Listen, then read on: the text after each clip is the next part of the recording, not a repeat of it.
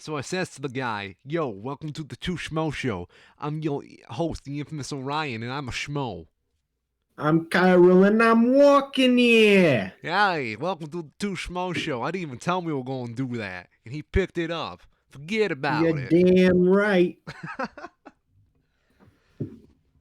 Man, that's probably the latest intro we've had in a while. Yeah. Hey, everybody. Welcome to the Two Schmo Show. You ever just feel like a weight just got lifted off your chest? Only just very recently. Like 5 days ago? Like 5 days ago. Man, yeah, I just got liposuction. No, ladies and gentlemen, welcome to the Two Schmo Show. Um, I don't know how to preference this because it's such a different mood now. hmm And I'm like, I don't want to sound like dying hard liberal here, but like it's kind of nice to have some calm. Yeah. No, I don't even fucking care. Trump is gone. It's the Biden administration now. And Ride in with it Biden. has it's been really good, but it's also been kind of equally terrifying now that we're starting to learn exactly how unprepared the Trump administration was for anything. It's kind of amazing things didn't go worse. You're not wrong. Like there was so much talk about for COVID specifically, Operation Warp Speed and 20 million vaccines by the end of the year. And neither of those happened to the point now where we're finding out that there was literally no plan. There was nothing. Yes, It was literally nothing. So the fact that anything happened at all is kind of amazing. I'll say exceeded my expectations knowing what they were going in with. Yeah. So, where do we even start? I heard we got a new something. I don't know where to go with this. They're a person. They work in the government. I think we got a new Senate Majority Leader.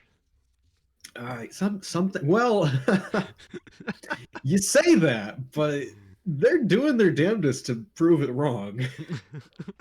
Did you hear about this? How McConnell has actually put forward, um, I don't even remember what it's some motion that would basically stop the control of the various positions within the Senate from changing. I would love it if they called it the Chenet. The Senate. So this would mean that historically there's a lot of Senate procedural things that have been just handled as like matters of tradition, where they continue to do things because they've always done things that way, and it's in the interests of both parties to cooperate because inevitably the shift of power will happen again. Oh, of course. I mean, that's just sort of how it goes. And one of those things is that the party with the majority control gets to seat the majority leader as well as the chairs of the various committees. And the Senate Republicans, led by Mitch McConnell, did file some sort of motion. I'm sure there's some more appropriate word for it, but basically they filed a motion to no longer have that happen. And I don't think it passed. I'm almost certain it didn't pass, but I'm 100% certain it didn't pass. yeah, they sure as hell tried. Our elections were stolen. hmm Yeah, yeah. It's a rough time. Yeah, there was a really interesting piece on the day before the election, on the 19th, where the impeachment proceedings against Trump had made their way into the Senate, and everyone was giving their various speeches as it came to the Senate floor. The impeachment trial in the Senate is expected to continue next. I don't know if it's today or if it's later this week, but they had it basically postponed for a little while for who knows why, what reason. But Mitch McConnell actually basically came out and said that the attack on Congress on the 6th was provoked by Trump. Oof. which is kind of surprising for Mitch McConnell to Yeah, actually for just come McConnell. out and say that. Yeah. He said, the last time the Senate convened, we had just reclaimed the Capitol from violent criminals. The mob was fed lies. They were provoked by the president and other powerful people, but we pressed on. We stood together and said an angry mob would not get veto power over the rule of law in our nation, not even for one night. And Mitch McConnell said that. Mitch McConnell said that, which is very interesting. I don't really know what is going to happen next because this was said not just because this is after they had voted to certify the um, electorate results. That had already happened. This was specifically in the context of them moving on to potential impeachment proceedings in the coming weeks. Yes. And while there's been some conflicting information that has come out since in various interviews, it seems like, in a way, this is McConnell basically giving the green light for any Republican to basically just go with your gut. You know, they're drawing the hard line in the sand between the Republican Party and this is a real thing. This is actually organized officially with the FEC today, the MAGA Patriot Party. That's official That is a now. real thing that really exists now. Yes, it is an official political party in the United States. That's the dumbest fucking thing I've ever Uh-huh. heard. I thought they would not do. I thought they would literally No, wisen they up. actually did it. Whether or not it actually goes anywhere will be another question, but it is a thing that officially exists now. They do And realize they pretty much run the risk of splitting their party in half. yes, if this new party gets any even like a 5% grasp on the Republicans voting base, they're done. Yeah. They're just done. They're the fucking snake. They got their tail in their mouth, and now they need to know if they're going to chew. Yep. And they're Holy. biting down hard so far. Oh, God. You know people are going to take that. They're going to join that. They will. It'll probably at least be through a midterm. When was the last time? Because there was one instance, major third party, it's US. There's one specific instance in a presidential election. It's not really helpful, where one of the third party candidates actually got like a substantial amount of the vote Oh, you're talking about in like the Kanye. 1900s. No, no, no, no. Ross Perot. Ross Perot in 92 and 96. In 1992, Ross Perot ran as an independent and pulled 18.9% of the vote. Damn. Didn't get any electors, but that was enough that. Oh, what election was that? 1992. It was basically the death knell of third parties in the US because that was when Clinton, I think, won. Yes, Clinton won. H.W. Bush did not win re-election, if I remember right. Damn. He got. Because yeah, 1988, H.W. Bush versus Dukakis. Bush won in a pretty convincing landslide electorally. 92, Ross Perot runs as an independent out of Texas, directly competing from Bush.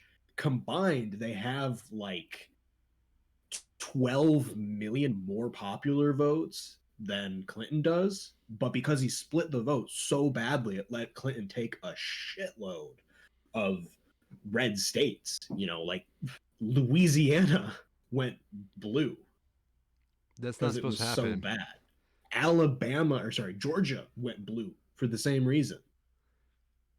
These places that just, at least at that point didn't, went the same way. Same thing happened in 1996. Clinton ran as a Democrat, Dole ran as the Republican, Ross Perot ran as an independent again, took 8 million votes that time. Less, but arguably it was enough that it secured Clinton the win, although it was a much closer election. But even considering that, the total number of votes that turned out for that election were way less because, understandably, a shitload of people got basically disenfranchised. Oh, of course. That's. So, yeah, It's like poetry. It if rhymes. if there's a major third party presence, it's not going to be good for the Republicans. No.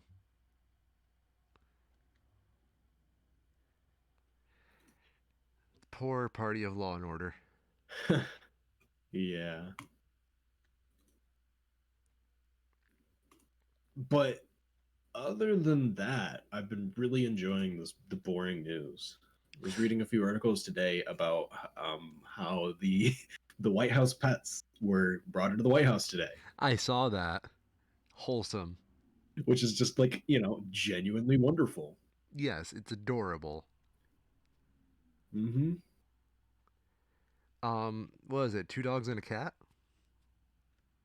Yep, two dogs and a cat. I don't Damn. remember the cat's name, but the dogs are Champ and Major. Good boys. Mm-hmm. They're very good boys. Major is the first rescue dog in the White House. So, Truly a mhm, landmark for good boys everywhere. truly, truly. Yes. Shelter dogs everywhere will look up to Major and be like, who's he? Yep. And while not everything can be cookies and puppy dogs, the Biden administration has been getting to work pretty quickly with a swath of executive orders going out in the first week of office, mostly looking at overturning a pretty substantial number of Trump executive orders, including the transgender military ban. That is gone as of today. I mean, let me see if there's a list of Biden's executive orders There's a because lot. it was busy. It was like Didn't he do like seven in one day? through into the early hours of the morning on the first night. One of the other major executive orders that I heard about was the cancellation of the Keystone XL pipeline. Yes.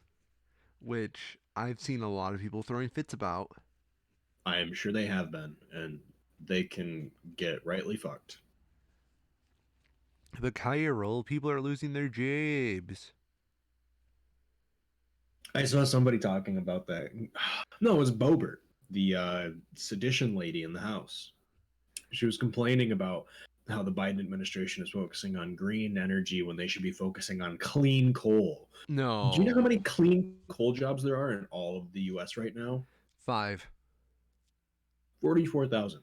Do you know how Ooh. many green energy jobs there are in all of the US right now? Five. 1.3 million. Are Which one do you think employs more people? I'm sorry, but are you implying facts and logic? Unfortunately, I know Ooh. it's not popular in today's day, but Yeah.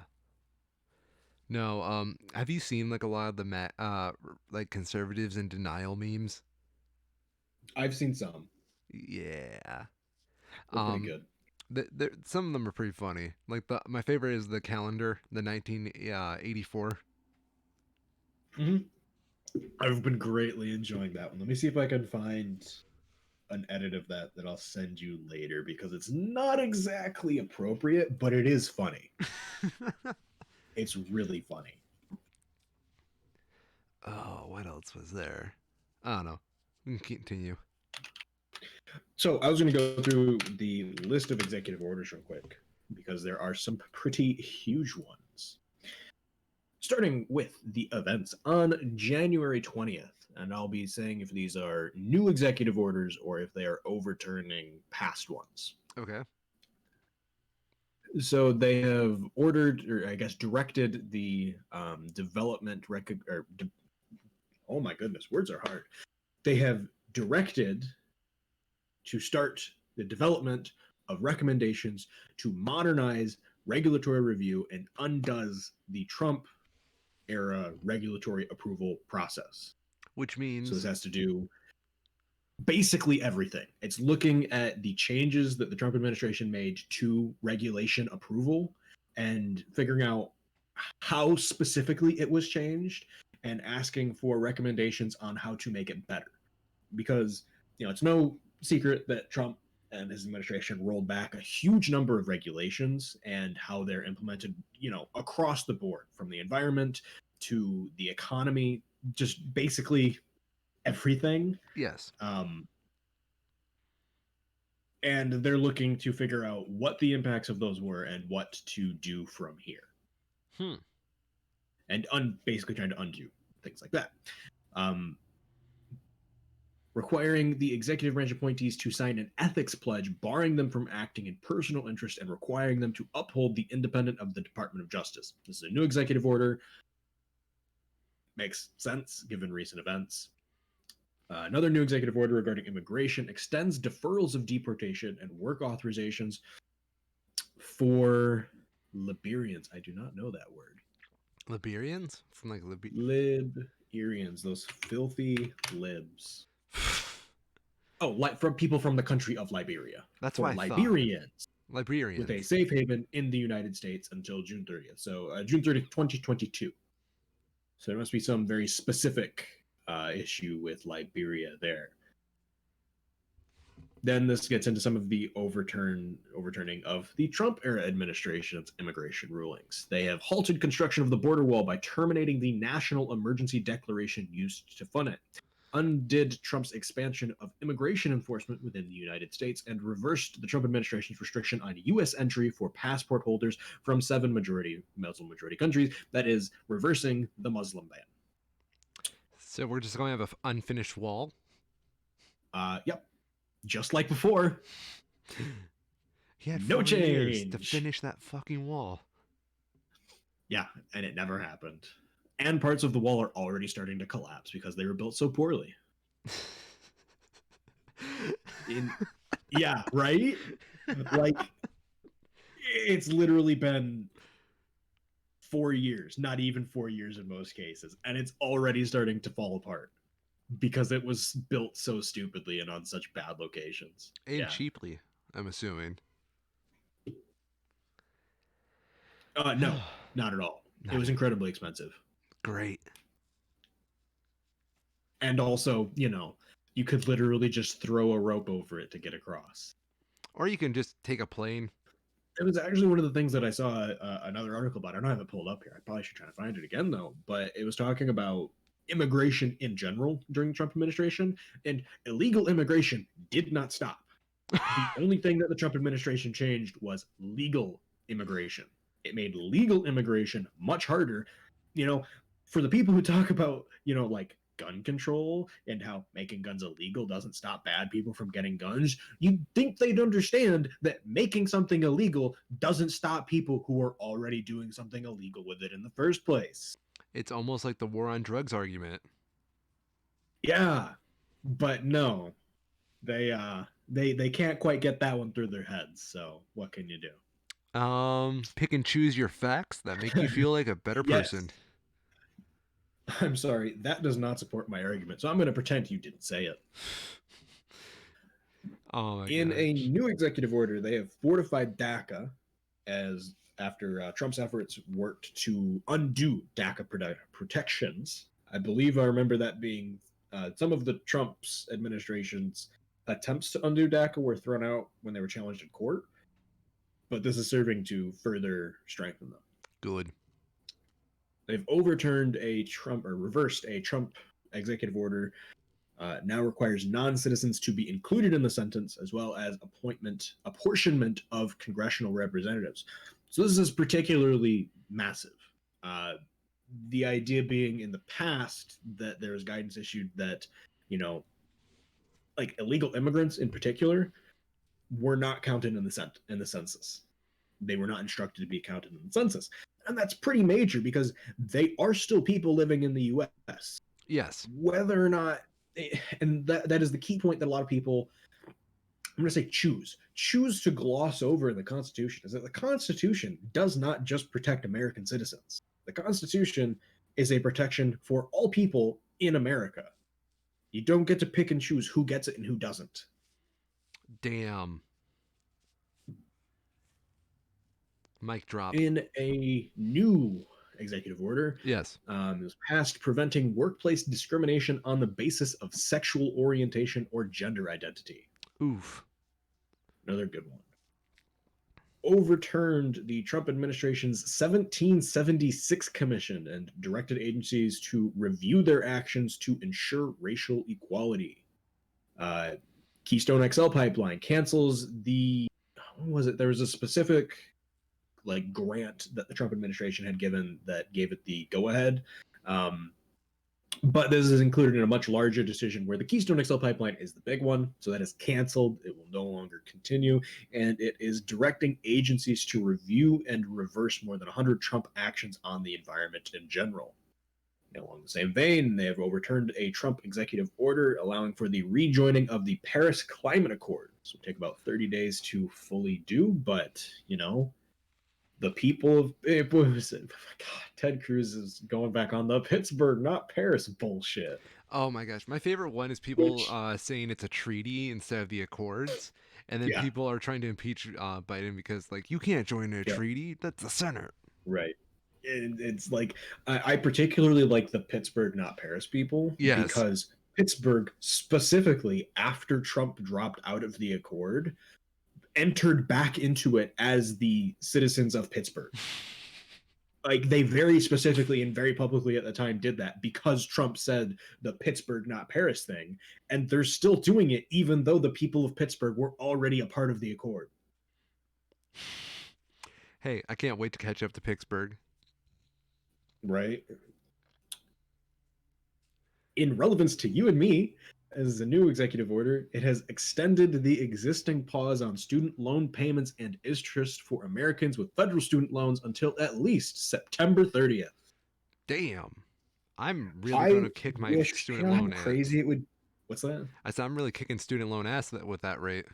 I know, right? I've been still making payments all this time because I'm lucky enough to have a job. Yeah, I I have been and I haven't been. Ooh. I I have been as much as I can, Yeah.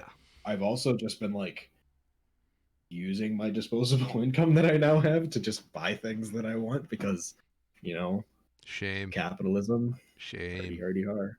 I know. I'm also there's a very real chance that a certain amount of student loan debt gets canceled out by the federal government before Uh, the end of Biden's term. yes. And I'm kind of waiting until something happens with that. And also, since there's no interest being put onto it, I've also been trying to save up more so that, if interest does get started at some point, I can just be like, okay, big down payment. Yeah. I get that. And then I still have that money in case I need it. I gotcha. Yeah. So, yeah. Yeah, I could talk finances all day, but I do not want to talk about my plan because it's too good. I don't really either. In more economy stuff, they've extended the existing nationwide moratorium on evictions and foreclosures until at least March 31st. Again, good thing. Hopefully, they'll probably need to extend it quite a bit further past that, but same thing with student loan things. It's a good thing. Yes. Creates the position of COVID-19 response coordinator, reporting directly to Biden and managing efforts to produce and distribute vaccines and medical equipment. Yay. In a reversal of a Trump executive order, they have stopped the United States withdrawal from the World Health Organization, with Dr. Anthony Fauci becoming the head of the delegation to the World Health Organization. How do you They think have launched a, what's that? how do you think Trump feels just watching all this crumble but right after he leaves? I hope he is shitting his diaper so hard. I forgot about the diapers. Oh, It's also the problem, though, with any sort of executive order based action is that as soon as the next guy comes in with the snap of a finger and the swish of a pen, it's all gone in the other way. yes. So there does still need to be, these are good stopgaps, but they need to be temporary measures and then just have Congress, actually do their fucking job. They'll never do that. If we can get rid of the filibuster, maybe we can. Oh, shit. We're done the filibuster. All right, getting back through this. This is all on the first day still. This is the last of the first day. Oh, no. launches a 100 days masking challenge, asking Americans to wear masks for 100 days, requires masks and physical distancing in federal buildings, on federal lands, and by government contractors, and urges states and local governments to do the same. Going into the 20, there actually haven't been that much on the rest of it. Most of it was on the 20th. On the 20th, because I mean, we got to the weekend and they got to take the weekend off. Of course, I gotta get the furniture all set up. Gotta get rid of the Which is Coke kind of, button. I mean, it's funny, but it's true because like they went hard on the 20th. I saw a report that was basically they were finishing with these executive orders, getting them signed and rolled out at like 2 in the morning Shit. on like technically the 21st at that point. They went hard on the 20th. So I Uh, don't blame them. well, they also had to probably disinfect the sheets. They actually did. Good. That was what was going on during the inauguration. That's funny. Getting into Thursday, a presidential directive to restore America's leadership, support the international pandemic response effort, promote resilience for future threats, and advance global health security and the global health security agenda. Most of the 21st is coronavirus based. I'm just going to kind of zoom through them. Create the COVID-19 Health Equity Task Force to help ensure a equitable pandemic response and recovery. Requires mask wearing in airports and on certain modes of transportation, including many airplanes, maritime vessels, and intercity buses. International travelers must provide proof of a negative COVID-19 test prior to coming to the U.S. Calls on the Occupational Safety and Health Administration to release clear guidance on COVID-19, decide whether to establish emergency temporary standards, and direct OSHA to enforce worker health and safety requirements, directs the Department of Education and HHS to provide guidance for safely reopening and operating schools, childcare providers, and institutions of higher education, directs FEMA to create federally supported community vaccination centers, which is actually kind of a huge one because up until now, the Trump administration has not done anything to actually help state and local governments distribute the COVID-19 vaccines. That's why basically half of the COVID-19 vaccines that we have haven't been able to be distributed yet because they don't have people that they can hire because they don't have the budgets to actually do that. So that's kind of huge.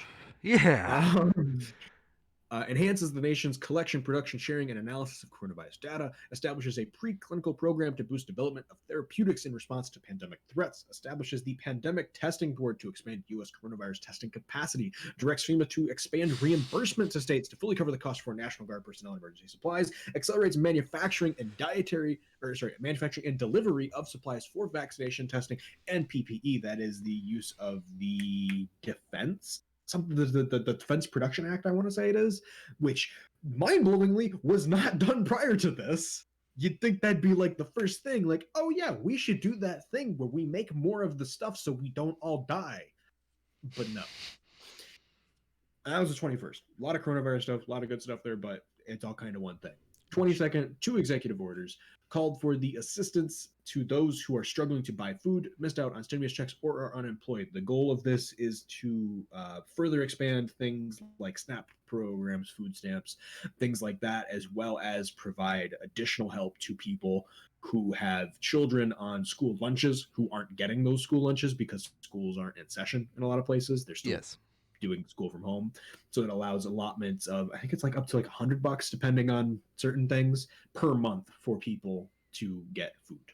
Hmm. And in an overturn of a Trump era executive order, restores collective bargaining power and worker protections for federal workers and lays the foundation for a $15 minimum federal wage. Damn. That's what 3 days of the Biden administration looks like. Joe, blow your load, Biden. Yeah. So a lot of Damn. good shit there. And today, we got the next one with the overturnment of the Trump transgender military ban. Holy shit. Yeah. I'm going to go get a drink real quick because that was a lot more than I thought. Yeah, I'm surprised. Honestly, I was laughing the whole time just watching this man. I could feel his throat drying out.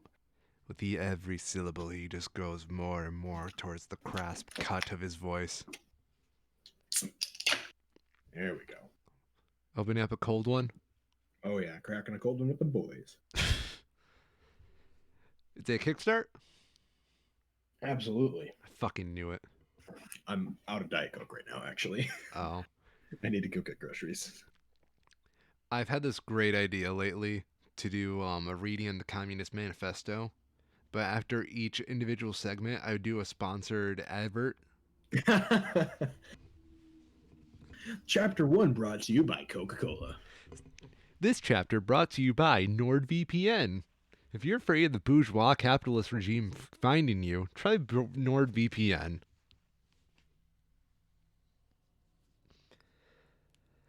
Oh boy, oh boy. Okay. So, continuing with the COVID talk, let's talk some specifics because now that somebody's got a plan, there's actually a plan to talk about. Um, right now, right?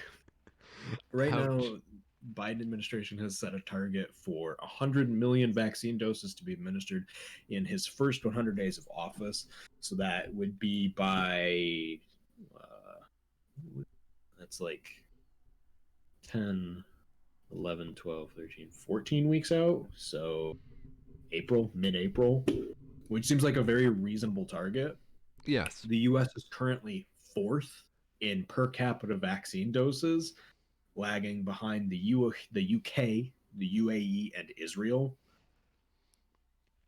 And even within the US, one of the big problems that's coming up is that there is a pretty huge disparity, excuse me, disparity between the states with the highest per capita vaccine administration and the states with the lowest. So West Virginia has been able to vaccine about 9 people per 100 in the state, compared to Nevada, Alabama, Georgia have only been able to vaccinate about 3 people.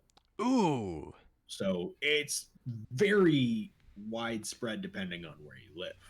And a lot of this comes down to just not having the infrastructure that is needed to start actually vaccinating these people. West Virginia, notably, was the only state to opt out of a federal government program where the large pharmacy chains would be vaccinating staff and residents in care homes and instead decided to rely on the pre-existing local pharmacies that already had established links to the care homes. And that's one of the things that they're crediting with this their vaccine rollout just being so much better, is because they're not trying to build something new. They're using the systems they already have in place that they already know work, Yes. which makes sense. What a The people nightmare. who are already doing the thing to do the thing again. You know, So, I don't know. It's surreal to me. We're almost a yep. year into COVID now, and Yeah, I was thinking about that too. As of the would be like the end of December, I think. yeah. I was thinking that I had officially been working at where I work now for longer under COVID conditions than prior, which Uh, is just like, god damn. yeah. I was just, I don't know, man. And to think now that we just started having a plan, Yeah, almost a year later. we're just a little slow starter, slow riser, slow burner. Oh my gosh. How did we survive? 400,000 of us didn't, and that's your answer. Wow. Did you hear Yeah, that the life expectancy in the US went down because of COVID? yes, I did. I think it's more than just COVID, but COVID is definitely a contributing factor. Oh, of course. But I don't know. I know COVID is definitely the big one. COVID is definitely the big one. The increased drinking because of lockdown. The Yep. yeah, people not doing healthy habits. Yep. Number of factors, but yeah, Yeah. At my grocery not store, great. we've had these people coming in to buy cigarettes, Yeah. all with like these $2 off coupons when you buy 2 packs of cigarettes. Not really a great deal. They all start showing up with this, and I'm like, wow, where are they all getting these coupons? And then it occurred to me that we are week 4. We're going on week 4 of our new year, and those coupons for people are for people who quit their New Year's resolution to quit smoking. Yeah. That sucks. Yeah, man. Every time I saw that, I'm like, oh, you're a quitter.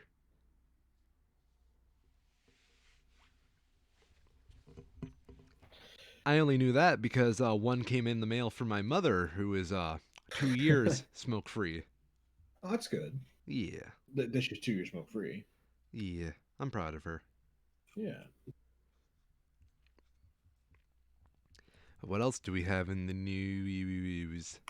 Okay, Dominion, the company that produces and distributes, yeah, the voting systems that a large number of states use, has filed another lawsuit, this time against Rudy Giuliani to the tune of $1.3 billion, seeking reparations for defamation claims that they're making against him.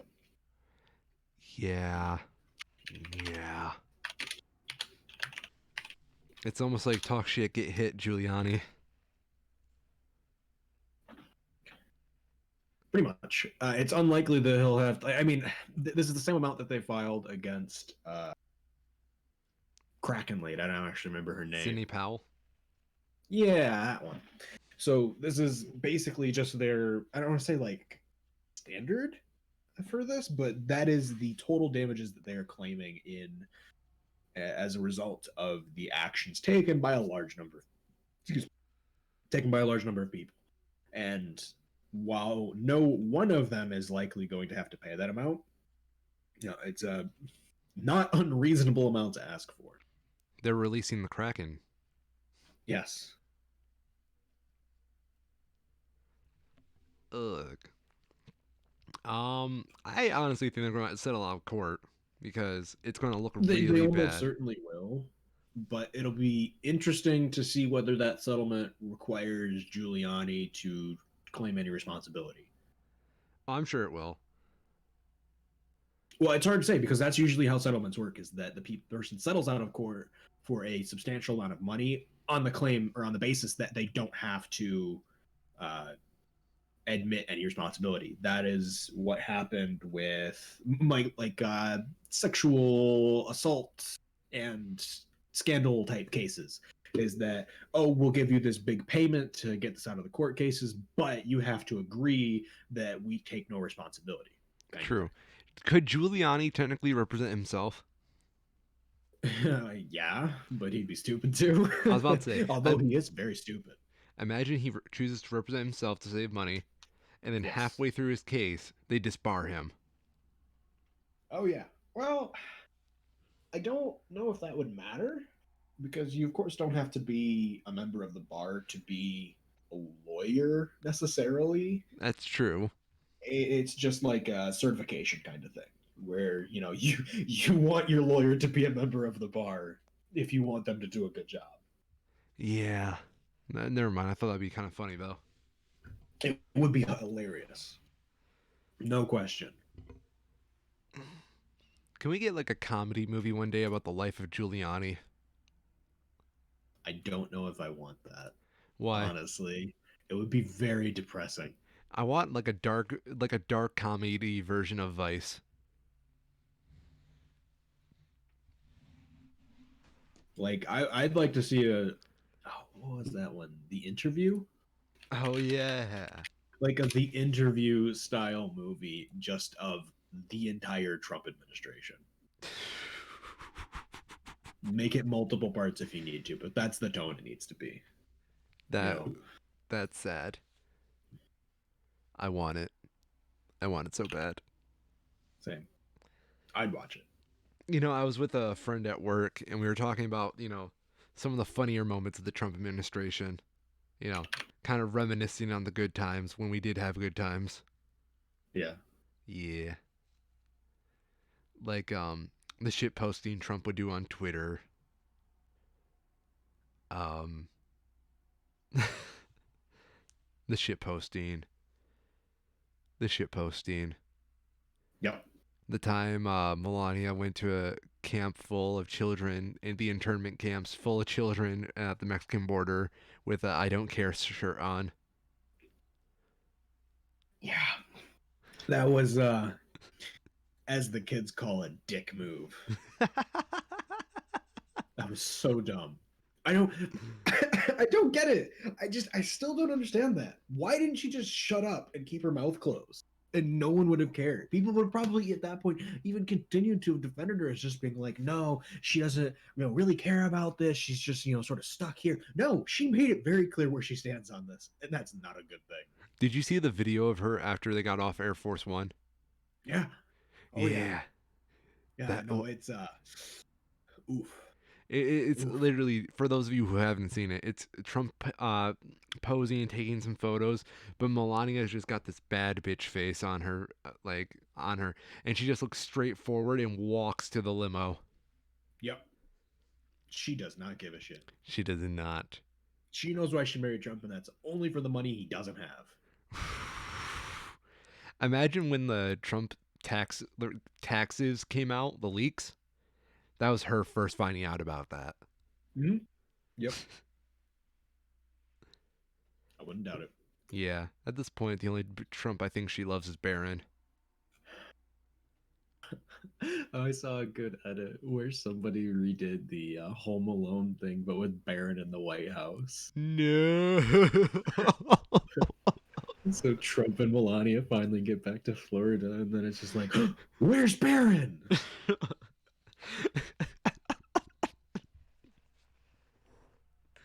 I like it. I like it a lot. It was very funny. What else do we have? Okay, we actually have some other news. Ooh. This is a bit of a quick one, but the conflicts between China and India in the Kashmir region, I think it is. Where is this one? There's been more skirmishes between them. So this one happened in North Sikkim. It is an Indian state between Bhutan and Nepal. Yes. I actually know that place because we used to have to draw maps of India in geography. Mhm. So this is sort of a peninsula of India that sort of just like pokes into China a bit, Yes. or pokes into Tibet, which is controlled by China now, which is a whole other bag of problems. Tibet is just lesser China. At this point, basically, God, it's Yeah. so fucked up what they did with like the Buddhism, the monks, and the what is it, the Dalai Lama? How they like appointed their own Dalai Lama that is like super pro China. And it's just like, No way. yeah, no, they What? did that because the old Dalai Lama died, and they did the process to find the new Dalai Lama, and they found the new Dalai Lama, who the Tibetan monks said was a child at that point. Yes. Chinese government then had that child kidnapped, basically, and re-educated and instituted their own Dalai Lama. Yeah, no, it's fucked up.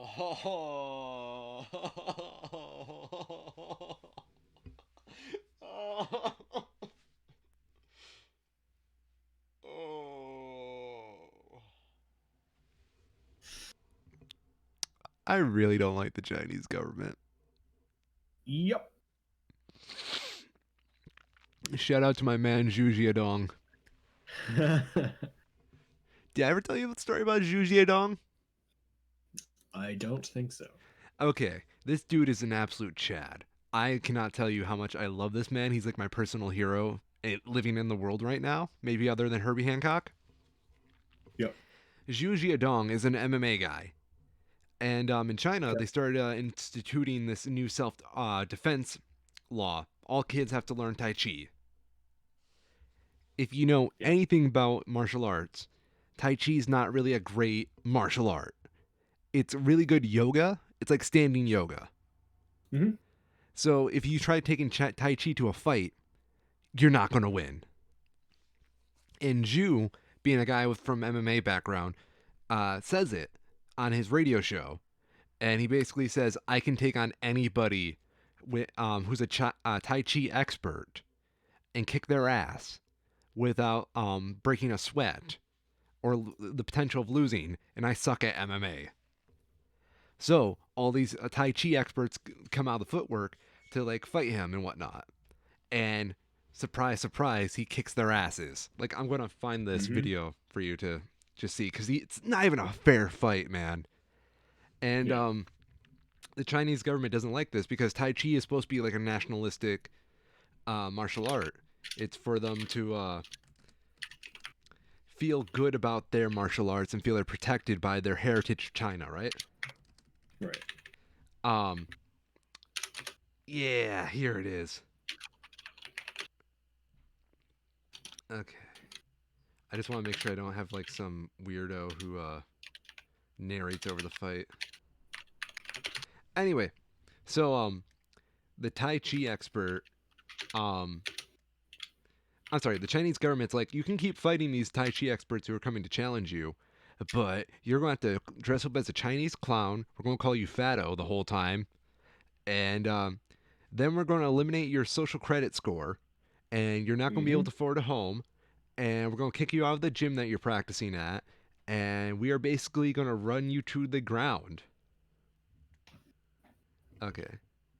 Here's the video. The fight starts at about a minute 30.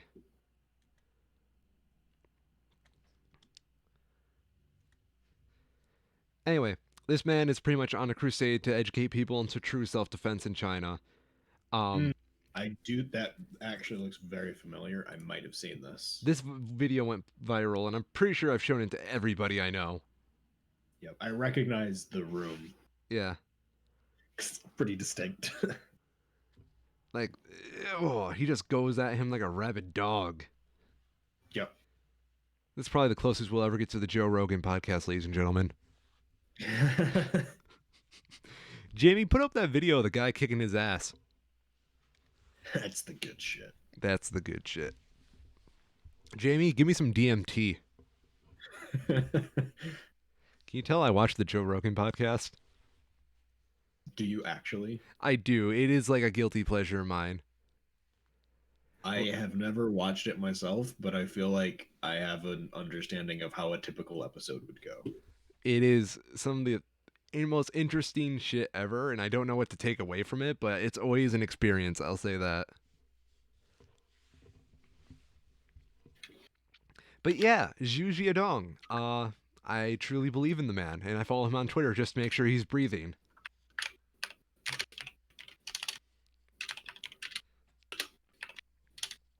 So remember, kids, the Chinese government likes to bully private citizens.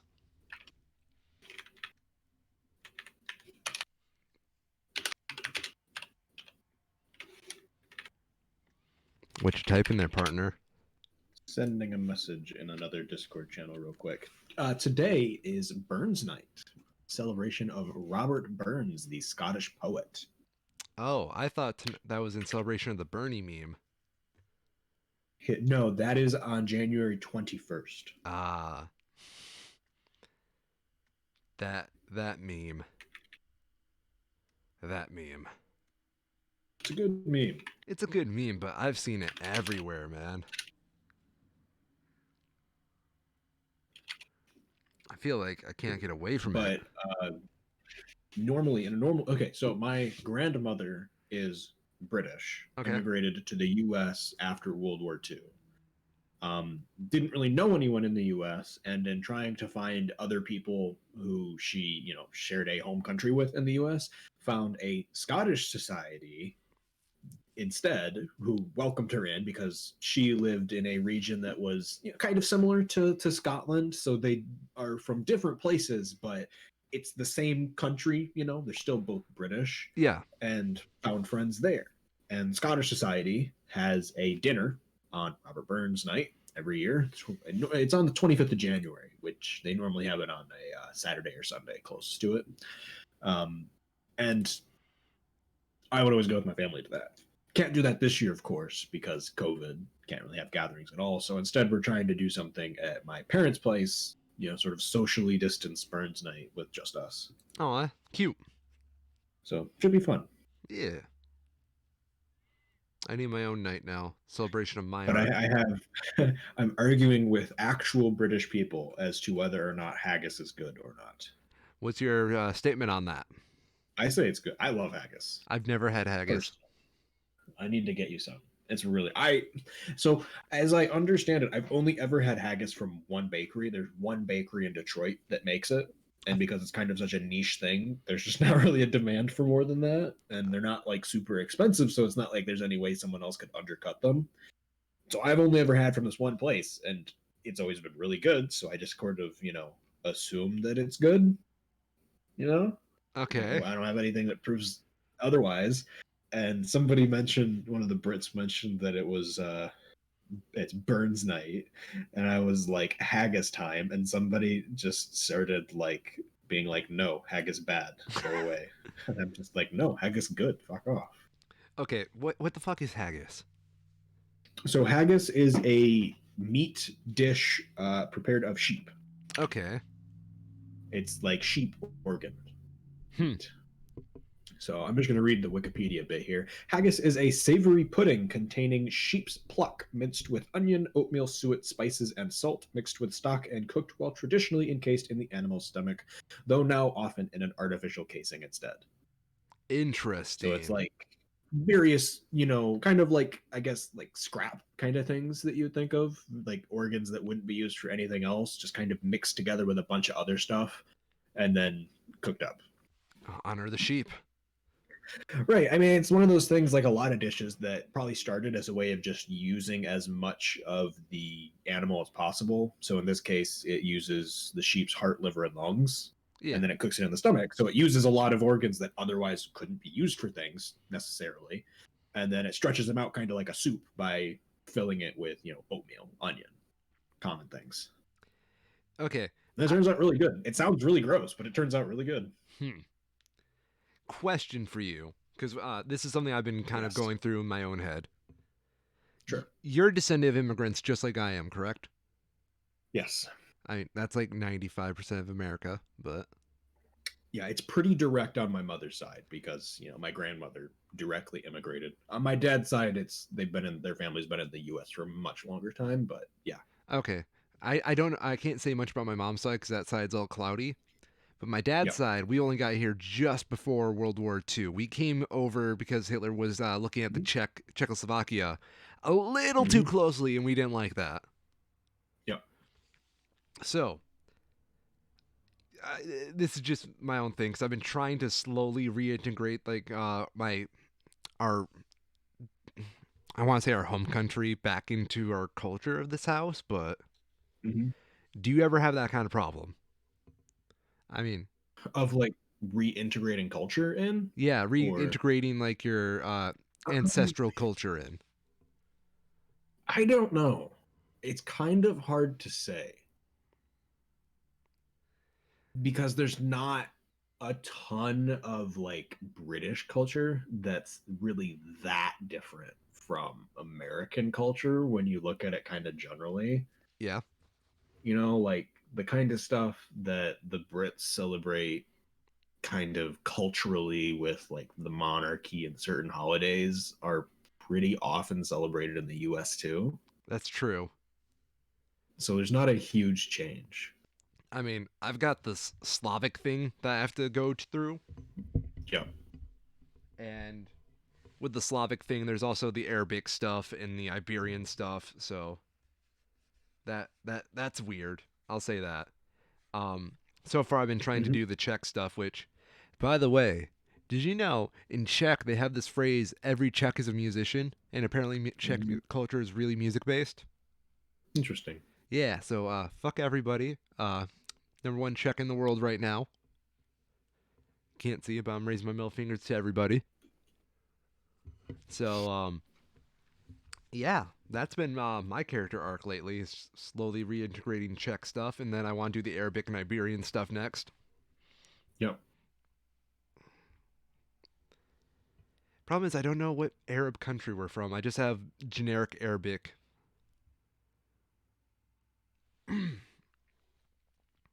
What about your other side? I know you got the British, but what else? So my dad's side is much less clear because their family has been in the US for a really long time, like back into like the Western time period, early Yeehaw! 1800s.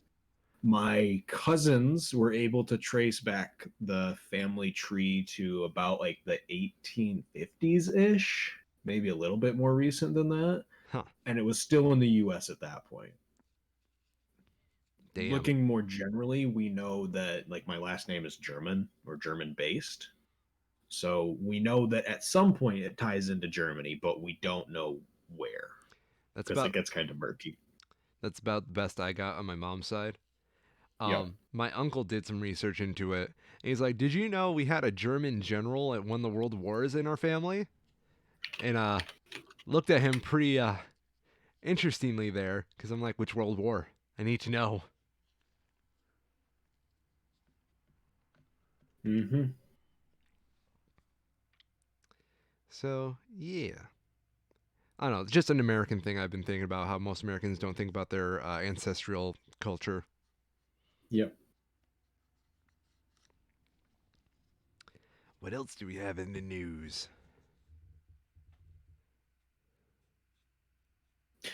Okay. In other news, what else was there? So apparently, Facebook has suspended Benjamin Netanyahu, the Prime Minister of Israel's chatbot. I hadn't gotten to reading this one yet, but it had me go like, "What?" A chat bot? Yeah, apparently Netanyahu has some sort of a chatbot on Facebook. Okay, go on. So apparently, the account had asked followers to provide details of friends and relatives aged 60 or over who had not yet received the coronavirus vaccine. It said that Netanyahu might call them to convince them. Facebook Israel says the request is a breach of its policy regarding private medical data. In accordance with the privacy policy, we don't allow content that shares or asks for people's medical information. So this chatbot is a live messaging tool where answers are handled by a computer rather than a human, and it is said to be suspended for a week. That's bizarre.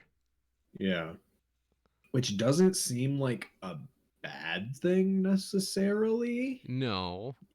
but I get how it's a terms of service violation at the same time. Yes. Israel has also been doing much like they are number one per capita in the world right now for vaccinations. Okay. They're claiming that more than a quarter of its population of 9 million people have received at least one dose of the Pfizer vaccine since the 19th of December. So they're doing pretty good on that front. Yeah. Did you hear about that male nurse that tried ruining a whole bunch of Moderna vaccines? Yes, I did. Yeah. Why do people do such things? They like literally brainwashed. Yeah. I mean, they could say we're brainwashed too, though. We believe the vaccine's nice. I mean, I have actual evidence that backs that up, though, and they have Facebook posts. Shit. Maybe my evidence is Facebook post as well, though. You should get better evidence then. What are you talking about? Kyril, I'll let you in on a little secret, man. Yeah. Yeah, ready for this? Hmm. Facebook literally can't lie to you. It's against the law. Oh, is it? Yes. I wasn't aware. Yes. I just noticed this. I want to point this out real quick because I just noticed it on the clip that you sent me. The first next recommended YouTube video is a Joe Rogan clips Of channel course, it's because of fucking. course it is. Yes. No, I just wanted to let you know I did not learn about this guy from the Joe Rogan podcast. So, no, I believe you. I get that. yeah. I just really like fucking martial arts. I just thought that was quite funny. Yo, Jamie. Joe, come on the show. Defend yourself. Joe, join the Schmoes. Hashtag. Get that hashtag started. Get the hashtag started. I actually saw a pretty crazy hashtag the other day. So I am, of course, a gamer, and one of the games I am a gamer of is Rainbow Six, of course. Are you an Epic gamer? I absolutely am an Epic gamer. Damn I have straight. Epic Games installed on my computer right now. Oh, God. But the Rainbow Six finals for this past year of Pro League happened this last week, and apparently the name of one of the players on a North American team was trending on Twitter, which was kind of just like absolutely crazy Yeah. and makes no sense, but it was also really cool because Rainbow Six Pro League compared to like other esports is kind of small. So to have enough people actually talking about it that it trended was, it was a cool thing. I've been watching a lot of documentaries on fighting games and fighting game tournaments. That Yep. is wild to me how big that actually is. Yeah, it is on a whole other level. Yeah, man. I got really invested into it. Like I spent a whole day just binging these documentaries. I actually have a friend, his dream is to make it into Evo. And Mm-hmm. yeah, I don't know if I could ever go to Evo. I don't play fighting games that much. I don't know. I don't know. If you can play one game competitively, okay, any game and then one game fighting, what would they be? A fighting game? Yeah, you first one you can do any game. Second would be any fighting game. Okay. If I had to pick any game, it would definitely be Rainbow Six because that's the only game that I'm like actually good enough to play at a high level at right now. Called it. I knew it. That's why I want to give Um, you the out. Fighting game, probably Tekken, because I don't know a ton about fighting games, but I've heard that Tekken is deeper than some other ones. Okay. Just like the move set is deeper, Yeah. so there's more of memory and strategy to it than reactionary. But I have no idea if that's actually true. Okay. I think for me, if it could be any game, it would be Yeah. Tetris. Okay.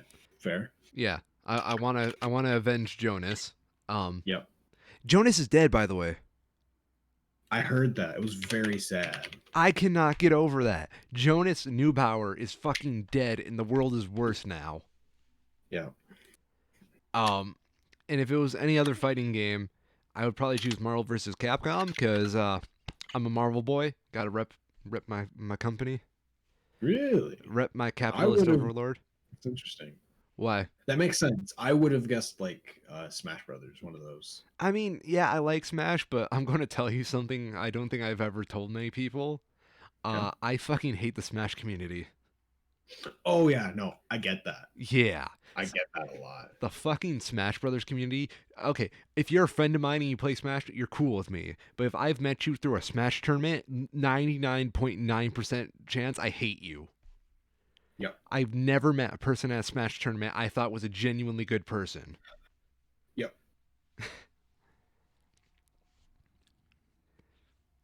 I, dude, I cannot get over this. There's a guy that comes to my store a lot. He's actually goes to Smash tournaments. He's got like a coat that he wears that says he's like placed in Smash tournaments, where he's got his rankings on it.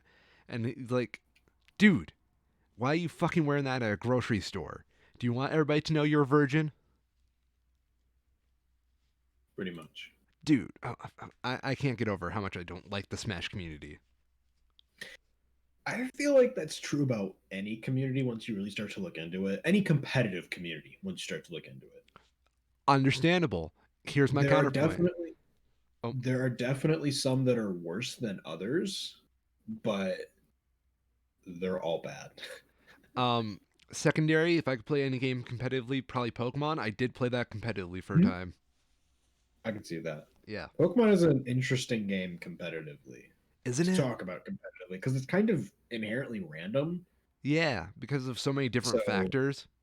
yeah, one of the streamers I follow on YouTube, RT Game, did a Nuzlocke of Heart Gold, Oh shit. and he ended up having it be reviewed, or he didn't have it be reviewed, but a competitive Nuzlocke player apparently reviewed his VODs, and it was quite hilarious to see him review the person who was reviewing his VODs because of just how like he had no idea what he was doing, and the guy's just like, oh yeah, yep, that makes sense, that was a good play. And he like pauses the guy's review, looks into the camera. I had no idea what I was doing, that was just lucky. Yo, if I had the time, I would totally do competitive Pokemon, but I do not have the time to make a team. I do not have the time for all that RNG of breeding eggs. I do not have that time. Yep.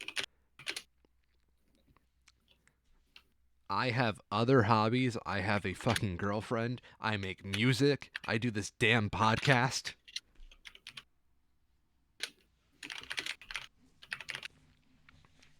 Also, the Pokemon community also is a little cancerous to me as well. Yeah. Yep.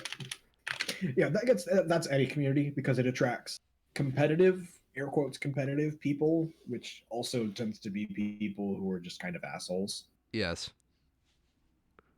the so-called alpha males.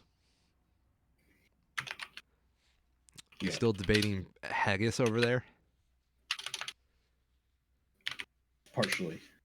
How do you spell that? Have you seen the word like bougie, as in Bougie. like of the bourgeoisie? I've seen that more recently lately, and I hate it. Ah, I've used that word unironically a couple times. Have you? Yes. Um, I've only started to see it recently, and it's just like, what is this even supposed to mean? I use it What? as an insult for some of our customers, like the more Yeah. hoity-toity ones, but Yeah, yeah, that's how I've always seen it. yeah. I don't know. Calling someone a booge is also one of my favorite insults. Hmm. Mm, yeah. What if that British person that you're arguing with about haggis is actually Gordon Ramsay? It's fucking raw. Dude, my girlfriend's made me watch so much Hell's Kitchen lately. I'm in love with that man.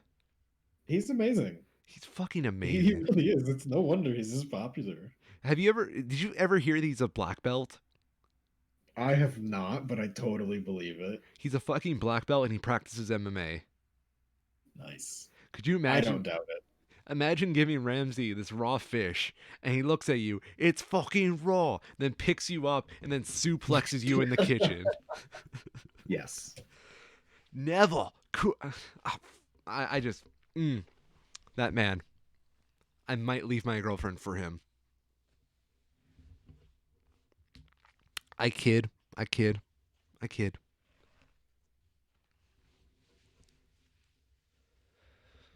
Ugh. Do I have anything else? So now I have a few more things, but they're more fluffy, less real news. Oh, fun. I think we went Okay. to more fun stuff 20 Yes, minutes we ago. have. So FKA Twigs, who is a British musician, has filed a lawsuit against Shia LaBeouf for physical, mental, and emotional abuse following their relationship that they were dating in 2018, 2019. Whoa, whoa, whoa, whoa, And whoa. I get it because it sounds like Shia LaBeouf was a real piece of shit during that time. She claims that as a result of their relationship, she has PTSD from the emotional and physical abuse. Yeah. He has come out, he actually had a pretty, like, actually not terrible statement. Um, where was it? My name's Shia I'm not in a LaBeouf. position to tell anyone how my behavior made them feel. I have no excuses for my alcoholism or aggression, only rationalizations. I have been abusive to myself and everyone around me for years. I have a history of hurting the people closest to me. I'm ashamed of that history, and I am sorry to those I hurt. There's nothing else I can really say. Damn. That Yeah, was mature. yeah, like remarkably mature coming from Shia LaBeouf. Yeah.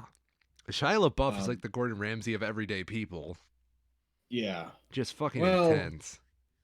I don't know if I'd say of everyday people because he's also kind of psychotic. Yeah. I mean, you be in multiple Transformers movies and see what that does to your mental health. No, it was the Kingdom of the Crystal Soul that really sent him over the edge. Oh shit. He opened the Ark of the Covenant. Yep. I wonder if But we can like pinpoint an the exact whole part of movie. this, like 2018, everyone knew how much of a fucking freak Shia LaBeouf was in 2018. Why would you date that man? Like I truly, I am not trying to victim blame here. And if Shia LaBeouf really did have any sort of emotional or especially physical and mental abuse towards her, lawsuit absolutely seems justified, and I hope that she's able to get the help that she needs to move on from this. But like, holy shit, he was an actual psychopath in 2018. He will not divide us. Yeah. I really have nothing else to say other than Shia LaBeouf is. The joke of the song actual cannibal Shia LaBeouf is that he could actually be a cannibal and that would be well Yes, within his character. yes, it wouldn't be surprising. The fact that it's Shia LaBeouf isn't surprising. Yes, that's the whole point of that. And you're telling me you want that man to be your boyfriend. Yeah. So I hope she's able to get the help she needs, and I hope that LaBeouf is able to actually, turn a corner. Say, Grow up? yeah. I mean, that's a surprisingly mature statement to come out of him, but Well, gonna need more than that. I believe he's a somewhat self reflective person. And to, actually do that video where he showed up at the end of actual Cannibal Shia LaBeouf, he has to be at least somewhat Yes, reflective on himself. I do like that, and I do. I approve of what was it that he said? The biggest, gayest choir or something like that is the one who had to perform it. Are you serious? Maybe I'm mixing up things, but the choir who did perform it was a gay choir, Okay. a San Francisco men's choir, gay men's choir, I think. Well, they fucking nailed it as who they are. Oh yeah, no, they absolutely did it. It was a phenomenal performance. Yeah. They are absolutely chads. All of those men are kings. Yep, 100%. So Shia you LaBeouf. mentioned, so we both have music things to share. Oh Do shit. you want to go first? Do you want me to go first? There's a story with mine. There's like a Okay. bit of a story with mine. There is zero story to mine, so you go first. Are you sure? I was going to save mine for I'm the end, but okay. No, I'll go first. okay. I learned of a 2018 European compilation album that was released. Okay. It is a part of the Now That's What I Call series. No. Do you have any guesses? Now that's what I call black metal. No. It is Now That's What I Call Dad Rock. Go I'm on. gonna send you a link I don't like to dad the rock. let's actually I'm gonna what would be dad rock in your opinion? Dad What do rock. you think made the track list? Okay. So there's a difference between And to be classic. clear, there are 60 songs on this album. Oh shit. Okay. This is my definition of classic rock versus dad rock, right? Yes. Classic rock already happened. Dad rock is music that directly inspired by classic rock, made in periods where the classic rock music was non-existent. So, like, say you're a dad and you want to make a Van Halen song Yep. today, that's dad rock. But if Van Halen made a song Yep. back in the 80s, that's classic rock. Okay. That is my Would, definition. Yeah. would you consider artists such as Hosier dad rock? No, that's fucking hipster shit. That is basically this album. It is a mix of like actual classic rock and modern hipster alternative. Oh no. It is literally all over the place. I'm gonna go through this. Okay. It starts off. I don't know if I'd say strong. It starts off like exactly how I would expect, and it starts sliding very quickly. Okay, go So on. we'll just go through the first album to start with. The first set of 20 starts Queen, We Will Rock You. Rolling Stones, Start Me Up. Okay, You yes. Too, With or Without You. Bon Jovi, Living on a Prayer. Uh, Imagine Dragons, Radioactive. this just keeps getting worse. The Killers, Mr. Brightside. Uh, Stereophonics, Dakota. uh, Hosier, Take Me to Church. uh, Nickelback, Rockstar. no. Leonard Skinner, Sweet Home Alabama. No. Boston, More Than a Feeling. No. Blue Oyster Cult, Don't Fear the Reaper. Meatloaf, Bat Out of Hell. Motorhead, Ace of Spades. The Yo, Clash, Should I Stay or Should I Go? Yes. Motorhead doesn't belong on that, but go on. No, it does not at all. None of these really do. The Jam, Town Hall Malice, Spin Doctors, Two Princes, Scouting for Girls, She's So Lovely, The Fratells, Chelsea Dagger, and Primal Scream, Rocks. Okay. What the fuck is Motorhead doing on there? What the fuck is the There's so Jam much doing on wrong. there? What the There's hell? so much wrong. Whoever made that was not knowing anything of what they were doing. Yeah. No, it's pretty bad. They have shit like the Lumineers. Is it What? Ho Hey or Hey Ho? Of course it is. That's Who their the hell? only What else song. wrong would it be? Yeah. Blink 182, all the small things. That's like the opposite of dad rock. That's It meathead is, isn't rock. it? MGMT kids. No. Do dads even know who MGMT are? No, they don't. It has Bastille, Pompeii, because of course it does. Okay, that's literally a girl in the choir, in her high school choir music. Mm-hmm. And what is possibly my favorite edition on this compilation? Are you ready for this? Yes. It has actual Avril fucking Lavigne. She's the Taylor Swift for the not like the other girls. Yeah. No, yeah. It's just Avril Lavigne complicated. For no reason. Yes, because every dad knows what it's like to be a teenage girl. Mm-hmm. Of course. Like, to be clear, it's not a bad compilation of music. It's just not what it says it is at all. No, it's a mess. It is. Like, there's a lot of good songs in here, but there's nothing that connects them. No. Like, This is like a best of from, and it's not even a best of. It's just like assorted hits from 1970 to 2005. so basically stuff that Zoomers wouldn't know. Yes. Almost exclusively, yes. But no, even then, it has fucking Hosier on there. Zoomer's no Hosier. That's true. It's everything. It's everything and nothing. You make if you make a compilation for everybody, you make a compilation for no one. Seriously. Dude. Dude. Okay, they started off strong with the Queen and Right, Rolling yes. Stones. Yeah, That's two legit dad rock bands. absolutely. And then it's like they had a seizure and they thought, Like, you too. Or somebody was like, they're at the end of their day after working on the first songs. They're like, all right, we got Queen, we got Rolling Stones. We're going to call it a day. Have a good night. The other guy's like, all right, you too. And then he leaves. And the other one's just like, oh, wait a minute.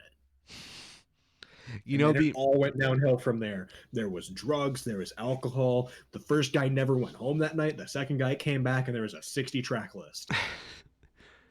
no, the first guy went missing, and that's all that was left was the track list.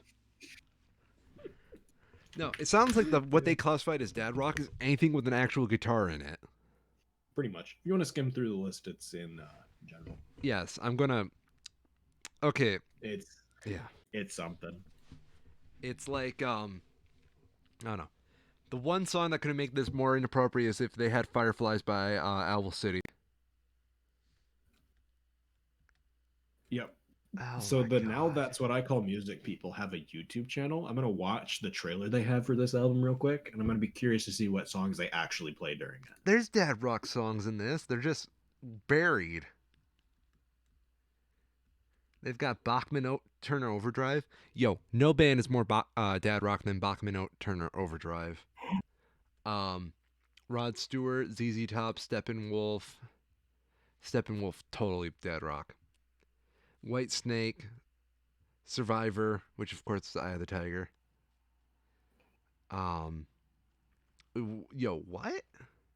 Wow. Oh, They have the gall to call this album 59 rock classics. yeah, that's why they have the Frayed How to Save a Life. Yeah. Oh, they've got Africa by Toto. Yes, they do. I have the feeling they wanted this album to be a thing. They said, all right, we want to make Now Dad Rock. We want it to come out in time for Father's Day 2018. Let's make it happen. Somebody approved it. And then they realized about a week before they were supposed to have like production of this actually starting that they had done nothing on it. So they got what they had in their licensed catalog already that fit for this, and they just filled in shit to make it work. Why is the 1975 in here? Because literally, if you listen to the their trailer for it, it goes almost directly down the track list. It is Queen, We Will Rock You, U2, With or Without You, Bon Jovi, Living on a Prayer. They jump to The Fray, or not The Fray, which one was it? One of the other ones that you would actually expect to be on there. And Okay. then they end it with The Killers, Mr. Brightside. And it's like, okay, those 6 tracks, maybe not all of them, but I can see how there's some connections there going from like the 70s up through the 90s of what popular, big air quotes, rock was. Yeah.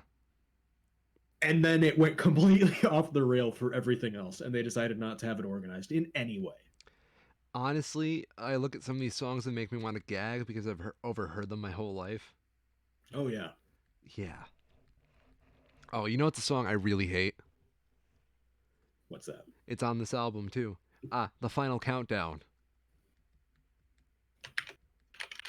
Oh, really? Yeah, I don't like that song. You don't like the SpongeBob song? The Final Countdown? Yeah, don't they play that in SpongeBob? I don't remember that in SpongeBob. What's the song they play in the Big Band episode? Sweet Victory. Oh, Cause well, they're it's basically sweet, sweet victory. Yeah. honestly in my brain those are the same song Yeah. because they're kind of similar. Oh yeah. Um, dude, these songs. It's just weird to see the jam in there because the jam does not belong anywhere in there. Mm-hmm. Do dads even know? Do dads even know who the fuck MGMT are? Or some 41? No, I don't think they do. And maybe that's what they're counting on. Maybe they're hoping that the dads that this would be bought for don't know those artists so that they would just assume that they're the right artists. Yeah. Yeah. No, the people buy for the dad rock to relive their old memories, but they didn't expect to find new favorites as well. Yep. Yeah. I love some of the ratings on this that people gave this. The Oh, person that's gave it half of star and just put merda. Another person, half a star, celebrity juice. oh, this is beautiful. Yeah. 10 people catalog this. Why? Oh, they're all wish lists except for one who got it digital. One review. Is this a joke? No, this is dad rock. Dad Rock, not very eye catching. Seems more like a collection for old posers. It gets half a star for not having some good songs, but really, who the fuck bought this while being serious? Descriptors, male vocals. I'm sorry, what the hell is her name? Avril Lavigne is right there. She's like the only Male female artist vocal. on this. She is. She actually is, I think. What the fuck? Is there any other I'm looking through it. Nothing. even like female leads? Natalie. Natalie. Okay. I don't know who that is, but I'm assuming by the name. Who is this? Natalie Imbruglia. She is a British artist. I have no idea. Torn. Natalie Imbruglia. I'm sure this will be like a song that I'm like, oh yes, I've heard that. I do like how they have the king of dad rock, Eric Clapton, on this list, though. If you don't have Eric Clapton, is it dad rock? I actually haven't heard this. I have no idea what this is. Oh shit! I found the It was on comments. MTV Unplugged apparently in 2019. What? Yo, I hear a lot of bad things about MTV Unplugged. I want to go through and do a retrospective on them. Ooh, I found a Apparently comment didn't section though. episode. Oh yeah. Dads, also known as Wheatus fans. Avril Lavigne, my decrepit million-year-old dad's favorite artist. Oh my god, they put the two female artists right next to each other. They probably found out, like, they're like, huh, maybe we should increase our diversity. Yeah. Do they? I think the only black artists on here are Run DMC and Lenny Kravitz, who are again right next to each other. Yeah. And wait, where was it? I'm pretty sure it was Run DMC. Has where the hell did it go? I just lost it. Aerosmith. Yes. So it's like, is it really Run DMC? Why is it everybody thinks that's like the definitive Aerosmith song? By the way, the Run DMC collab. Oh no, I'm not. I'm more saying for the purpose of this album. I know, but I it's just guarantee like you they did not put it on here because of Run DMC. everybody does that though. It's so weird. But like Aerosmith has, I would not consider that to be like a definitive Aerosmith song personally. No, no, no. Not even in my top five Aerosmith songs. Mm-hmm. Okay, is it my turn? Yes, please. So, do you want to react to it first, or do you want to hear the story first? I would like to react to it first. I present to you My Pal Foot Foot. My Pal Foot Foot. Hey, female leads. You have to listen through it all, by the way. I am. Okay.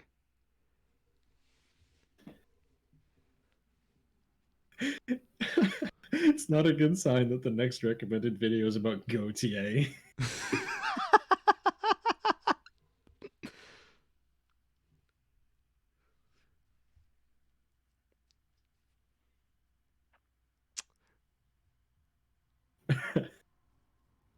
What? I'm gonna skim through some comments while I'm reading this. Like, Oh give a good idea no. for the listeners as to what the hell's going on. Yes. This is what eating cereal with water sounds like. Oh.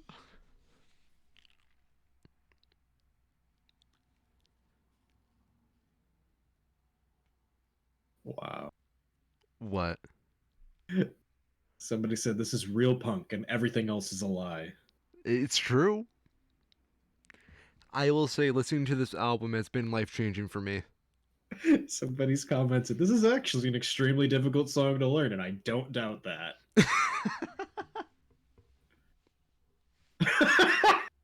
That drummer played all of the time signatures except for the correct one.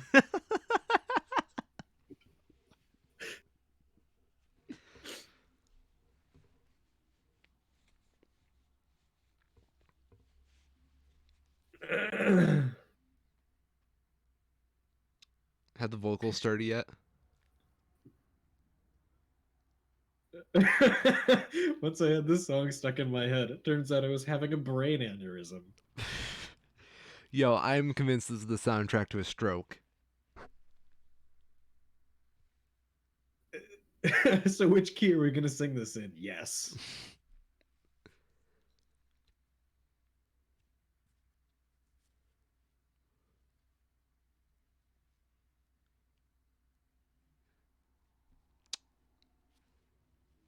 I'd play an acoustic version for everybody, What? but I'm not skilled enough to play this song. What's that? I said I play a version for the people at home, like personally, but I'm not skilled enough to play that song. Yeah, no, I don't know if skilled is the word I would use. Well, you don't It, understand this. It's incredibly complex. I mean it I don't know if I would call the musical equivalent of a child banging on an instrument for the first time complex. Maybe it's hard to recreate, but I don't know if I'd call it complex. What? What? Okay. So you're probably at the point where the vocals came in, right? Oh no, it's done now. It's gone. That was My Pal Foot Foot.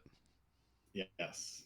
It was sure noise. It was sure Foot Foot. Yeah. That was a song about a double amputated cat. Well, hey, they captured the emotion perfectly. So that was the Shags, ladies and gentlemen. The shags really make you want to feel like double amputating yourself. Like 10 out of 10. Something for everyone. The Shags. started a long, long time ago.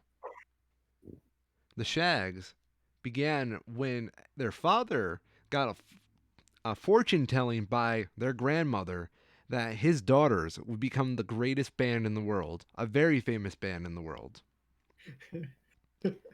Okay. So the dad, hearing all of that and realizing the prophecy could be true, pulls his daughters out of elementary school and starts homeschooling them. And then they would do like an hour of homeschooling, and the rest of the time they would have to practice their instruments all day.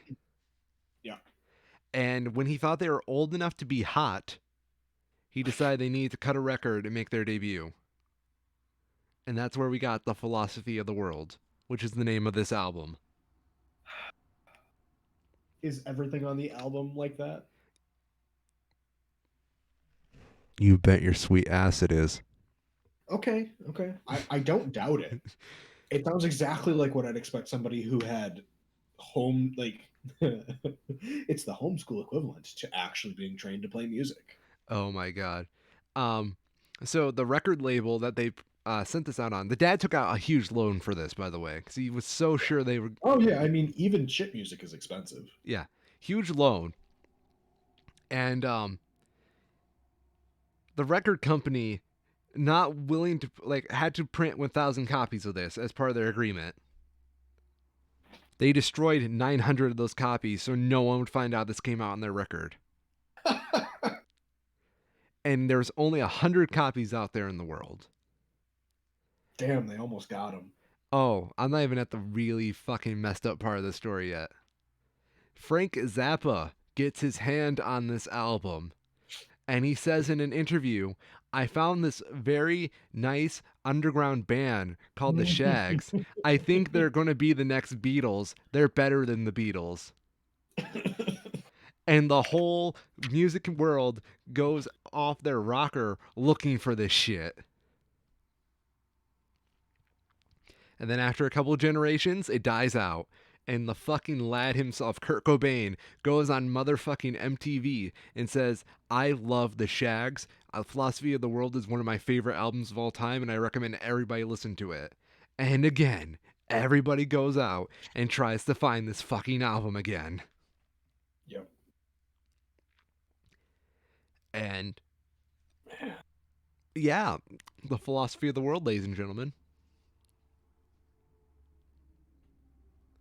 That's what the sound of child abuse sounds like.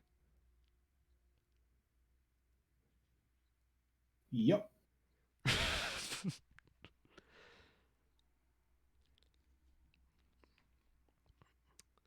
I will say that album, I do enjoy it on an unironical level, only on the sense that I get it's very real.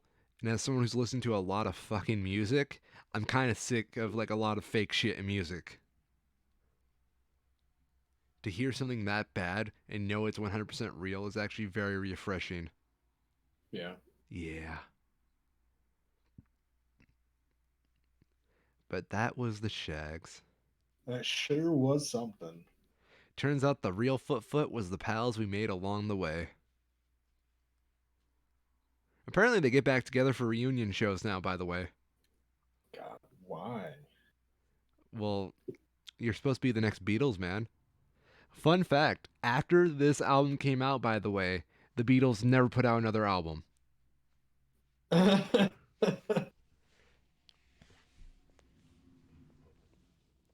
So, As amusing as that is,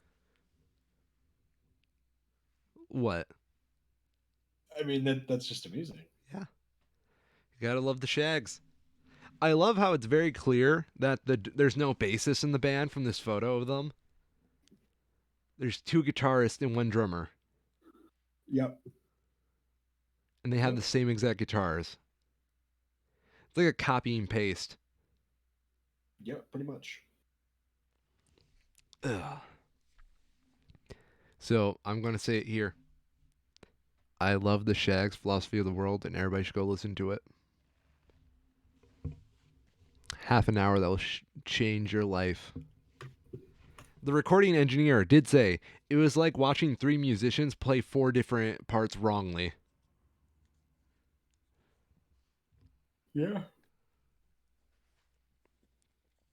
It's Oh, what the hell is it? I remember there was a piece in one of Sideways' videos that he talks about. Okay. See if I can. I doubt I'll be able to find it again. He's talking about a piece of music that is like technically music, but isn't necessarily like good. That's a lot of music, man, when you get to the modernist period. But it was like intended to be Not good. not typical. I don't remember which one it was. I don't want to say not good because I don't know if that was their intent, but that was kind of the result. Huh. I don't remember which one it was though. That's a lot. You ever hear the legend of John Cage's 4 minutes 33 seconds? Nope. Um, Go look it up. It is quite the piece of music. John Cage 433. Everything we do is music, John Cage. Yeah, John Cage. It's only 4 minutes and 33 seconds. Performance by William Marks. Where is it? I know I have a PDF because I took the sheet music for it, and So I decided to do. commented, I once didn't speak for 5 minutes and this guy sued me for copyright. Yeah,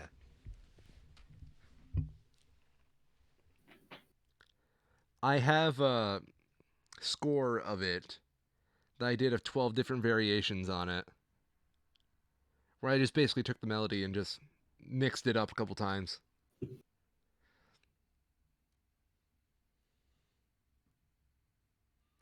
There it is.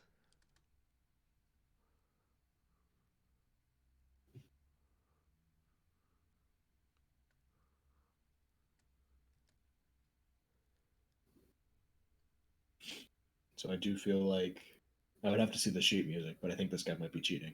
Why do you say that? He has a stopwatch. Ooh. Okay. Seems like a major faux pas. My personal way of playing this song, I always have the egg timer. Yep.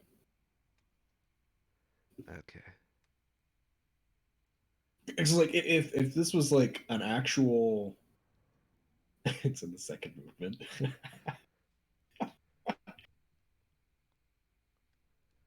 Like if you were actually keeping track like to an unplayed beat for these cues, that could actually be legitimately impressive to do that for 4.5 minutes, you know? Yes. No direction, just keeping track on your own, motionless to these cues. I put my variations in the Discord chat, by the way. Very nice. It was a bitch doing the math for that. Having to do the time math to see when each variation begins. But hey, I can say I own all hours of silence. Nice. Thank you.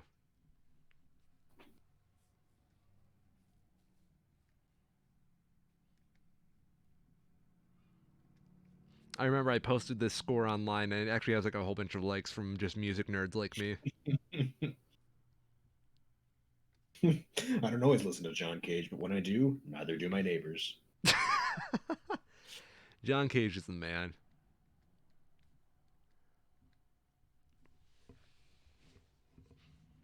I'm very curious if you tried putting up an 4 minutes and 33 seconds of silence on YouTube, if that would get copyright claimed. I don't. It would have to be claimed manually. Yes. Man,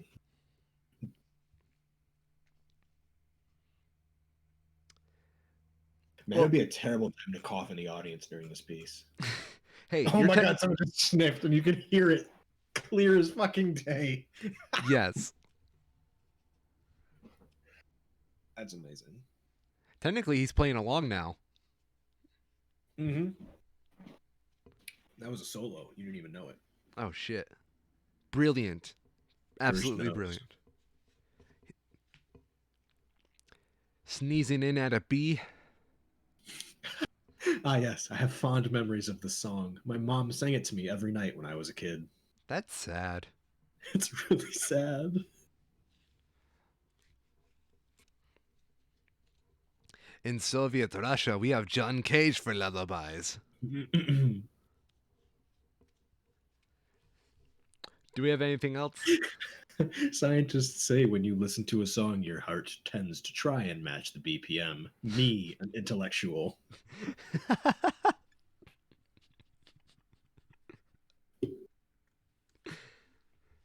Oh, that's good.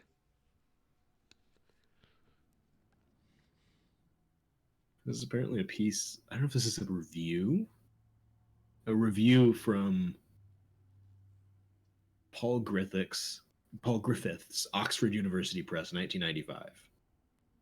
433 presents the paradox of non intentionality with peculiar intensity. Stray intentions persist. Cage sometimes seemed to accept the view that the piece is not silence at all, but rather a revelation of the sounds an audience would normally disregard or treat as disturbance. It is also mute theater, and that the performer or performers must make it clear that a musical performance is taking place, but these things are by the way. 433 is music reduced to nothing and nothing raised to music. It cannot be heard and is heard anywhere by anyone at any time. It is the extinction of thoughts and has provoked more thought than any other music of the second half of the 20th century. He's not wrong. Not technically. I was reading a book on the philosophy of music, and a big question was this piece whether we can quantify everything as music because it technically can be played in a piece of music, and that this categorizes all sound as music. Personally, as someone who is not by any stretch a musician, I would say no. Well, fuck you.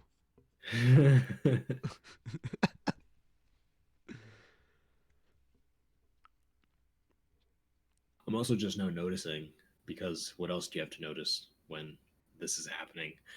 The top bar of YouTube is actually slightly transparent. Oh, wow. You're at that level of Never noticed desperation. that before. I think it's the piece is just about done. Yep, he's wrapping up. Okay. I love the climactic finish. Yeah.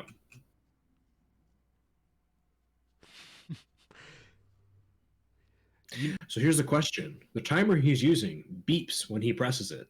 Are those counted as notes? yes. Then he played it wrong, and he should be ashamed of himself. Oh, shit. They were supposed to ring it at an A, not a G.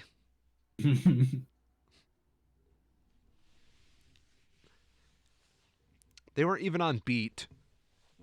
Nope.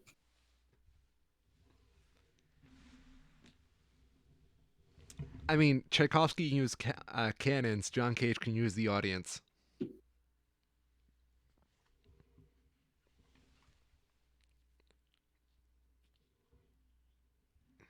Last piece I have of news. Have you followed? Do you follow any football?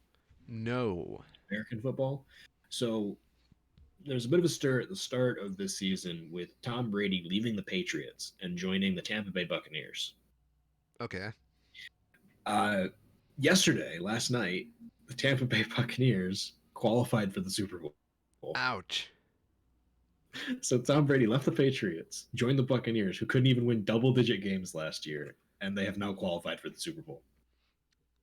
That's like the equivalent of your ex like dumping you for another guy, and then they get Yeah. like this massive job raise and they have a nice house and yeah, Yep.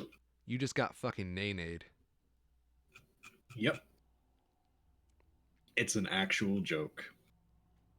It's also not because it's like if you look at the other changes that they made on the team once Brady joined, just I guess his star power brought a lot of good talent to the team. It kind of makes sense because he also brought one of his former teammates, Gronkowski, like out of semi-retirement ish, and brought him with him to Tampa Bay Oh, because Gronkowski was like, "Well, if Brady's retiring or not playing on the Patriots, I'm not going to play either. Fuck that." of course. So he just went with him because I mean they are good friends, Hmm. but it is interesting. Hmm. Hmm. But can they get the goal downs? Yes. Oh, Apparently, it seems they can. damn. I don't know. I know nothing about the Super Bowl. Yeah, I haven't followed the sport at all. I normally don't, other than like a game here or there. It's like, We all can't be Matt Shear. right, that's true. For me, a lot of professional sports like this is stuff that I can watch that is sort of generally inoffensive to everyone in the room. Yes, You know, you have a diverse group of people in the room and you have to throw a show on. Oh, it's football. Who gives a shit? of course. It's like that. I mean, MMA is the real sport of kings anyway. Didn't McGregor get his ass handed to him or something? Oh my god, the sky has split. Atlas has fallen. I really don't know. I literally just turn on I've been boxing or MMA. seeing. So all I've seen is memes that have Conor McGregor in like a broken fucking pile on the ground. Let's see if I can find this. I'll see if I can send you. It's just this picture, and it's amazing because he is just in a bloody pile. Oh shit.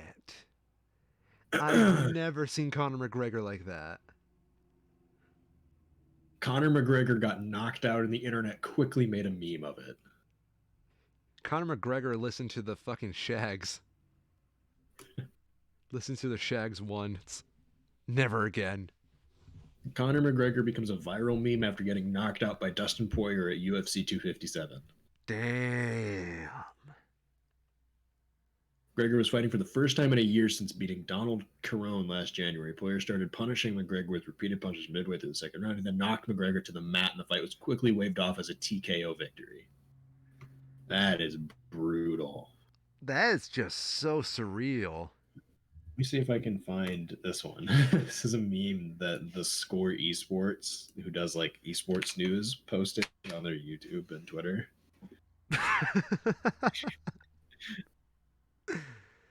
Oh, Connor. Yeah. Oh no, I want to get more into MMA where I know more about the fighters and whatnot because Joe Rogan does that podcast with the actual MMA fighters. But Right. Yeah. I just I don't know how I can get more invested into that kind of stuff. I try, I really do, but I'm never around to watch the fights as they happen. So otherwise, I'm stuck just watching One Piece over and over again. What a shame. I know. Damn. Oh, here's a good crossover. Oh Good god. crossover meme.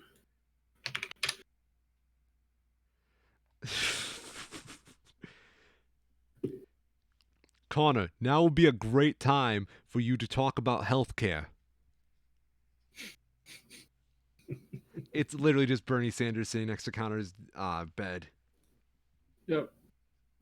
I love the Bernie Sanders meme. It's gotten a bit played out at this point, but some of the first ones to come out of it were really great. Oh shit! I saw one where they were putting him like an anime version of him in Studio Ghibli movies. Yep. One Um, of the best ones I saw was just the actual picture of him, and someone was talking about how he was dressed, and they said, was it Bernie went to the inauguration dressed like today was just his Tuesday. This is his morning, and he has other stuff to do as soon as it's done. me when I have to go watch my grandkids play soccer for an hour. Yeah. Oh, He also burn! sold a meme shirt of the him on the shirt for like $45 a shirt, and all of the proceeds went to charity. What a Chad! And they sold out of like 100,000 shirts like immediately. They evaporated. Bernie's the best. He is. He Like, just is. did you get the meme I sent you of Bernie choking out someone? I think so. Yeah, Yeah. that's my personal favorite. Because just knowing who Bernie Sanders is, he would totally choke a bitch. Yep. I'm no longer asking.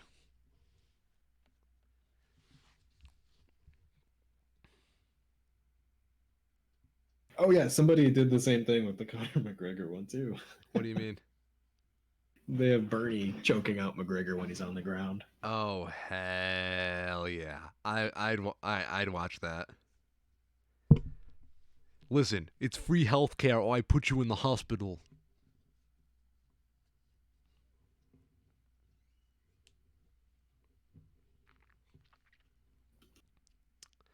Why is Bernie such a meme machine? He's just amazing. Yeah. He never stops. One of my I favorite. think that is literally part of it though, is that he's just like always doing something. True. So it's sort of an opportunity thing. I saw this one meme. You know the Bernie Sanders meme where he gets like more and more enthusiastic about something? Yeah. Yeah.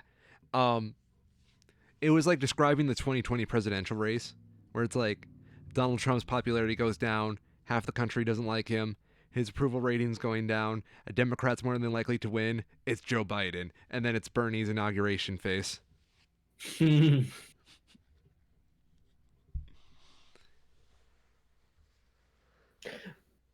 That's about all I have for news. I have two like quick ones though, since there's not any movies out. There is some movie news. Oh, hit me. Matt Damon is slated to return in the Thor sequel, Thor: Love and Thunder. Oh yeah. So that'll be exciting. That was a really good cameo that he did. I thoroughly enjoyed that. And they're apparently planning a Willy Wonka prequel Yeah. coming 2023. Did you hear who they're eyeballing for Willy Wonka? No. Oh, yes. Tell them. Tom Holland Yeah. or Timothy Chalamet. Chalamet makes a lot more sense. I agree. Have you seen him? Yeah. Yeah. Yeah, that makes a ton more sense than Tom Holland.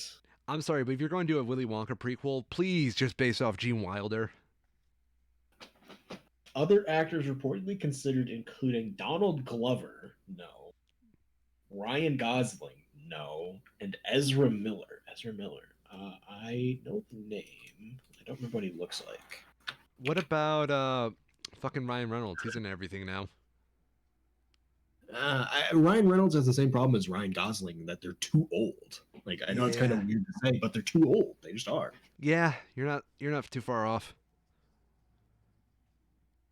Like, even Ezra Miller is kind of like in the same position of being almost too old. I feel like Timothy Chalamet, because he's 25, so he's old enough, and he's got the right physical features to match a Willy Wonka role. Yes. He's kind of gaunt a little bit, Hmm. more in line with the Johnny Depp Willy Wonka than the original film, but I think that's okay. Eh. I think it suits modern film a little bit more. Gene Wilder is amazing, but the warmer style of filmmaking from what when was that? The 70s? 80s, the 70s, it suits him a lot more than it would today, I think. Hmm. Yeah. I'll give you that. Like the 70s Willy Wonka is made for Gene Wilder, but if you just remade 70s Willy Wonka with modern film techniques, you wouldn't be able to get it to look the way that it did. It wouldn't be the same product, and I don't think it would work as well. No. I'd honestly, I think I agree when I say that filmmaking has gotten a lot colder. Yep. I think that definitely plays with lighting and coloring, but Yep. it's been years since I took film. Yep. I think that's about all I have. Yeah, same. Yep. Cool.